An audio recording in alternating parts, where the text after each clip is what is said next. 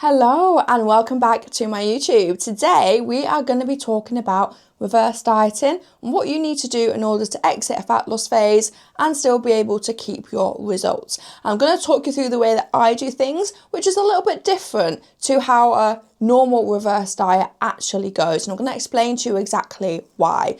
Now, a reverse diet essentially means an increase of calories a little bit each week. So it's usually around about 50 to 100 calories. And this is done because it's meant to sort of fix your metabolism, okay? Now, that's not what we need to do. Essentially, yes, your metabolism will have adapted. Things will have slowed down a little bit, and I'm going to explain to you exactly why. But if you are only increasing your calories by 50 calories or 100 calories each week, you are still going to be in a deficit. Therefore, you are still dieting. So you're not actually helping your metabolism at all, okay? You're actually just prolonging your fat loss phase. Now, if you're somebody who is on a way to getting a result or you're trying to achieve a certain result, please feel free to download my free physique roadmap. This is going to take you through the key shifts that are required to get a result and be able to keep a result. Now, before I dive into how I actually do a reverse diet, I'm going to talk a little bit about your TDEE, because once you understand this, things will become a little bit more clearer, okay? Now, your TDEE is basically your total daily energy expenditure throughout the day, okay? So this is how many calories you are going to be burning each day. Now, different things contribute towards this. So the biggest part is your basal metabolic rate, okay? Now this is something that you don't actually have any control over. This is just how many calories your body burns every single day if you were just to do absolutely nothing, right? Just imagine just laying there in bed all day, not doing nothing, okay? That's the amount of calories that your body's just gonna burn, okay? It's simply just in order to survive. The next biggest thing is your NEAT, so your non-exercise activity thermogenesis. So me here, moving my hands around, blinking, fidgeting, the movement that we don't actually really notice, that we don't really have much control over. I also include steps in this, and the reason being is because steps isn't really a form of exercise. Yes, we can manipulate it, so obviously we can increase our movement. However, I like to keep this within NEAT because it's not actually a type of exercise, okay? The next thing is the thermic effect of food. So this is the calories you burn when you're digesting food. So yeah, when you're eating, you are going to be burning calories. Now you actually burn the most calories eating protein, okay, because it's a little bit harder to digest. So that's just another reason why you want to get your protein in. So the next thing is your EAT, your exercise activity thermogenesis. Now, this is the smallest part. So when people think that you train and you do lots of cardio and that's what's going to achieve fat loss, like that's just not it, okay? Of course it helps, but it's the smallest factor. So that's why if you're not actually moving that much, you're not going to be seeing the progress that you actually want to be seeing. But anyway, we're not talking about fat loss, we're talking about getting out of fat loss. So why is this relevant, okay? And that's what I'm going to get to. This is relevant because when you are in a fat loss phase, over time, as you drop more body fat, you do not need as many calories in order to survive, right? So that basal metabolic rate, that part that's got the biggest contributor, actually isn't that big of a contributor anymore, okay? Because you don't need as many calories to survive. So therefore, the more body fat you drop, your deficit is actually getting smaller, okay? That's normal, if that makes sense, right? But another thing that can happen is if your body's trying to reserve energy, now this won't happen to begin with, okay? So this isn't anything that you want to be there panicking about, be like, oh, like I'm not moving as much. This will happen if you've been in a dieting phase for an extremely long period of time, your body fat levels are really low, like this doesn't happen at the start. But essentially, the things what I'm doing right now, moving my hands around, things like that, your body just doesn't do it anymore. You might blink a little bit less, might not be as fidgety. Actually going out, getting your movement in feels like such a big chore, right? That actually will obviously contribute to the amount of calories that you are burning because you're preserving energy. You're not moving as much, so you're not burning as much, okay? So that's why over time when you are dieting, some changes might need to be made. You might need to move a bit more. Your calories might need to be a bit lower.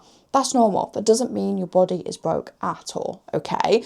But if you think about it this way, if you are doing a reverse diet and you're only slowly bringing up your calories by 50 calories, well, that's not giving you a lot more energy, is it, right? So actually, you're trying to increase things, right, to speed up your metabolism, but actually you're not giving yourself enough food to actually be moving even more, right? So what's the best thing that you can do if you want to be able to eat more food, essentially, right? That's what you want to be doing, isn't it?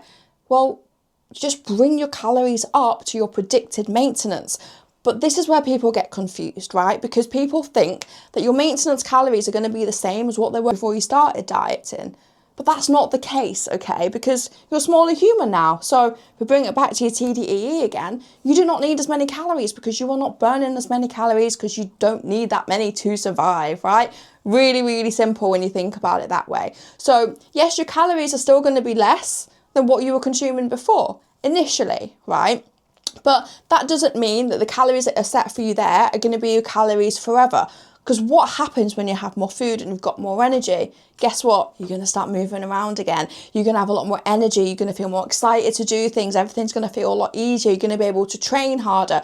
So you're going to be burning more calories. So usually what happens is you bring calories up to predicted maintenance and you might end up seeing the scales start coming back down again. Well, amazing. That happens. What do? You have a little bit extra food. That's when you can start slowly increasing calories from there. Because again, your predicted maintenance isn't going to be 100%, right? But the best thing that you can do, especially if you're feeling very, very fatigued after a diet, is bring your calories up to maintenance, your predicted maintenance, assess it for a couple of weeks, see what scale movement is doing, and then if you need to, add a little bit extra food.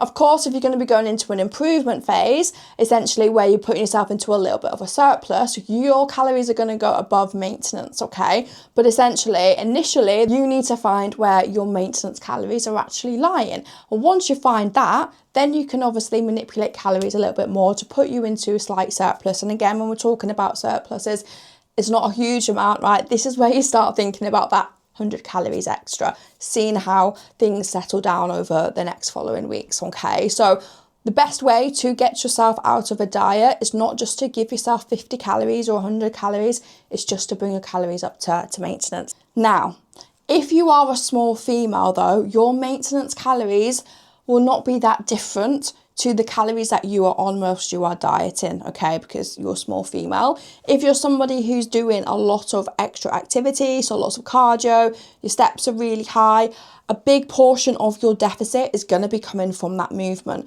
So you have to take that into consideration, slowly reducing the movement as you slowly increase your food, right? But essentially, if you pull out all of that movement and give yourself, say, an extra 500 calories, you are going to be overshooting, okay? So it's making sure you're taking that into consideration as well. And you're probably thinking, but how do I know what my predicted maintenance calories are? Now, this is where it's handy having a coach. But you can use an online calculator. Now, it's not going to be perfect. It's not. But it will give you a good starting base. And what you could potentially do is keep calories just shy of the calories that gives you for a couple of weeks and see where you are sitting, especially if you've got a couple of social occasions coming up. But the biggest thing when you are exiting a dieting phase, right, is not changing all of your foods, it's not stopping going to the gym. You still want to keep the same habits, the same routine. And I would always advise sticking to the same foods that you were eating whilst you were in the diet, after the diet. One, for digestion reasons, but two, you want to make sure that you're feeling full. When you finish a diet, your hunger hormones are going to be a little bit all over the shop. So you want to let things settle. So to make sure that you're not feeling starving, because even though you're having more food, you are going to still feel hungry, right? So if you're having potatoes, stick to potatoes, have more of them. Don't just swap out your potatoes for pasta, because you're not going to get as much pasta and you're not going to feel as full. So just for a few weeks, make sure you're sticking to the same foods, allow things to settle down, then you can start adding in a little bit of variety again, okay? I hope all of that makes sense. If you've got any questions, please feel free to reach out. Do not forget to hit like and subscribe. I look forward to seeing you on the next one.